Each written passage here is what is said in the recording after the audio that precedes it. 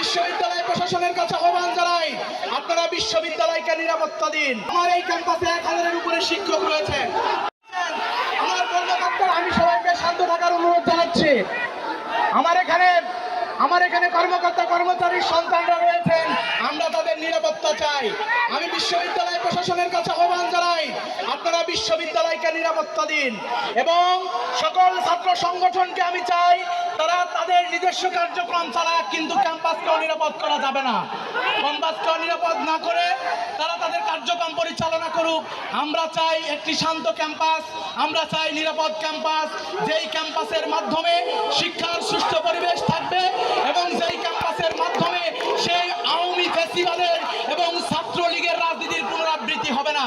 আমরা উদারত আহ্বান রাখতে চাই প্রত্যেকটি ছাত্র সংগঠনের প্রতি, উদারত আহ্বান রাখতে চাই প্রত্যেকটি ক্রিয়াশীল সংগঠনের প্রতি, উদারত আহ্বান রাখতে চাই বিশ্ববিদ্যালয়ের সম্মানিত ভিসি মহোদয়ের প্রতি এবং বিশ্ববিদ্যালয়ের প্রশাসনকে সতর্ক থেকে প্রত্যেকটি ছাত্র সংগঠনকে দায়িত্বশীল আচরণ করে আমাদের এই ক্যাম্পাস জন্য শিক্ষা সুষ্ঠু পরিবেশ হয়।